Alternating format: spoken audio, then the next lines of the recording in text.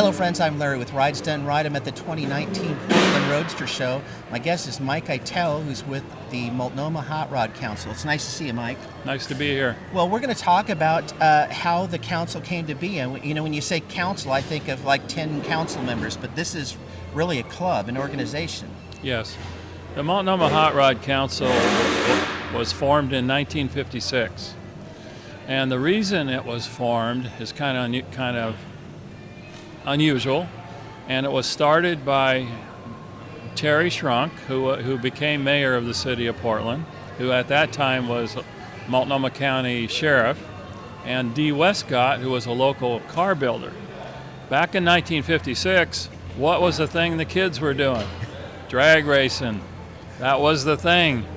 And then the sheriffs and the police departments were trying to find a way to keep the kids from having accidents and so forth. And so what they came up with is they formed the Multnomah Hot Rod Council, which was made up of a number of car clubs at that time. And as part of that, they also started the Portland Roadster Show. And the Roadster Show was started to give the kids a place to show their cars, where they can do it in a safe environment and not be out on the streets drag racing, although maybe that didn't stop all of it. But it did give a lot of kids goals in terms of building show cars and showing off their cars instead of always going out and drag racing. And that was the purpose of why the council and the Roadster Show started in 1956. Well, that's really interesting. So that fills in that gap of wondering how you guys for this many years have kept that tradition of the high school kids. They're on their own. They have their area that they bring their cars Yes. in. You guys judge them. Yeah. It's a competition for them and Right. a main part of this show.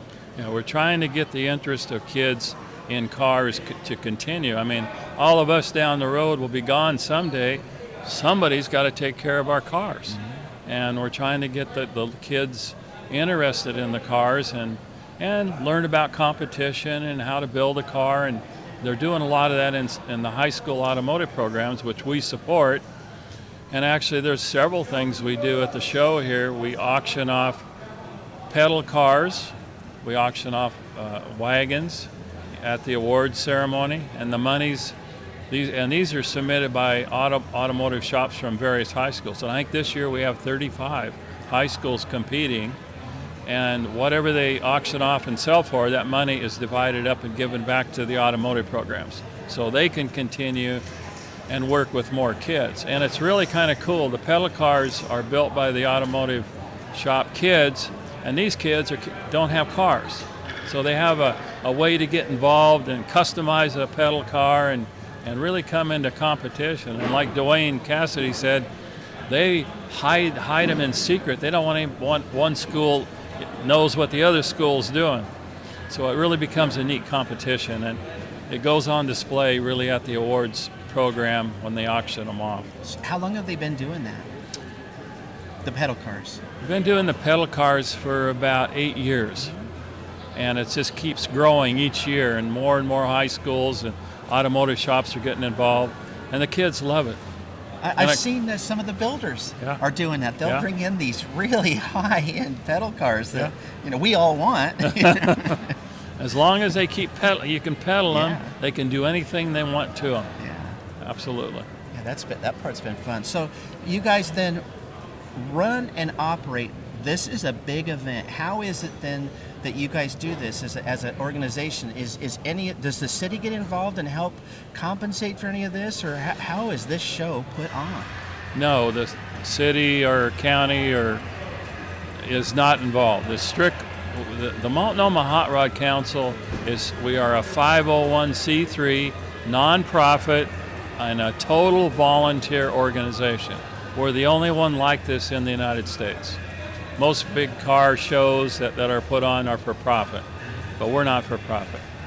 The monies that made out here, we have enough money to rent the facility and put on another show, but we give away money to charities. We give scholarships to kids that want to go to 2-year programs and become a technician in the automotive world of some type, and we support that. So that's kind of what we're doing. we're about helping kids. Every year we do a toy run in December and to Randall's Children's Hospital. We have about 200, 300 cars show up, and we tour the toys down to Randall's Children's Hospital, about 10,000 toys.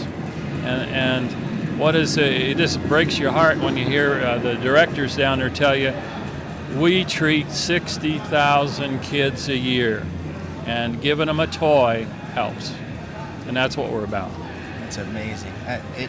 If you weren't a fan of this show before, this really should be encouraging you to get out and come. And again, then proceeds, when people buy their tickets and they come in here, that's where that money is going back in to help all this stuff. Yep, it does not. Not one penny goes to help or for paying anyone. It's all volunteer, and it just covers some expenses, but the majority of it is intended for charities, scholarships, and toy runs, helping kids with cancer. Veterans, we support veterans 100%. And it's doing that thing. That's what we're about. We want to help people and kids. Wow. So I will say, we really appreciate what you guys have done and what you continue to do for the community and for those that are in this hobby and keeping it alive. So a real encouragement to you guys that have not been here before to think about those kind of things. And oh, by the way, you're seeing one of the biggest shows that you're going to find on the West Coast. You guys have a high purse and points. So this is on the point circuit for judging, and you offer as high a purse as the Riddler Award or any of the other ones. Yes, we raised our purse up a couple of years ago to gain more of the top cars, so the Northwest people can see really some of the real top cars in the country, and they come here and compete for the high awards, and that was a way to get that draw, and it also gets the public in to really enjoy some outstanding cars. Oh yeah, and as we know, a couple of years ago, we had our own Riddler winner right out of Portland, so that worked awesome. It was the first time that ever happened. That was just an amazing car. That car had, they said, 22,000 hours in it, all hand-built, and it won the Detroit Riddler, the top award in the United States. Yeah, that was cool. And watch for those videos. We sat with Steve Frisbee for over 3 hours doing interviews on that car, so you can look for them and see that here. So again, Mike, we appreciate you taking the time to cover this with us, and we'll catch you guys next time. And thank you for being at the Portland Roadster Show. You bet.